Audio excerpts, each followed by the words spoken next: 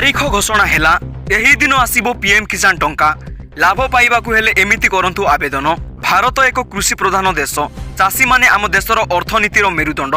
तथापि आज मध्य देशर लक्ष लक्ष चाषी आर्थिक अवस्था खराब।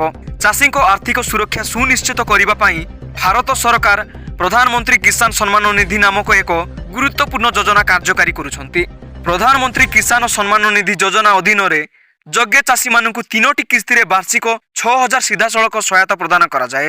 एही योजनार लाभ पाइबा चाषी मानकु बिहन सार किनिबा किंबा छोट परिवार खर्च परिचालन करिबारे यथेष्ट सहायता करुअछि। केंद्र सरकार पंजाब, हिमाचल प्रदेश एवं उत्तराखंड रे 27 लाख रु अधिक बन्या प्रभावित चाषी मानक अकाउंट रे 21तम किस्ती जारी करिसंती। अवशिष्ट चाषी माने 21तम किस्तीर लाभ केबे पाई पारिबे? सारा देशर लक्ष लक्ष चाषी एही प्रश्न पचारुछंती। रिपोर्ट अनुसार भारत सरकार दीपावली पर नवेम्बर मासरे प्रधानमंत्री किसान सम्मान निधि योजनार 21तम किस्ती जारी करि पारंती। तथापि सरकार एपर्यंत प्रधानमंत्री किसान सम्मान निधि योजनार 21तम किस्ती पाई तारीख घोषणा करि नाहांती। जदि आपण प्रधानमंत्री किसान सम्मान निधि योजनार 21तम किस्तीर लाभ पाइबाकु चाहुचंती तेबे आपणको एही योजना रे आवेदन करिबाकु पड़िबो।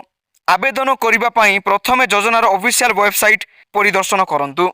प्रधानमंत्री किसान योजना वेबसाइट खोलिबा मात्रे आपणको नूतन कृषक पंजीकरण विकल्प उपरे क्लिक करिबाकु पड़िबो। एहा करिबा परे आपणको स्क्रीन रे एक नूतन पृष्ठा खोलिबो। एठारे आपणको आपणकर 12 अंक विशिष्ट आधार नंबर, मोबाइल नंबर, आपणको राज्य एवं कैप्चा कोड प्रवेश करिबाकु पड़िबो एवं गेट ओटीपी उपरे क्लिक करिबाकु पड़िबो।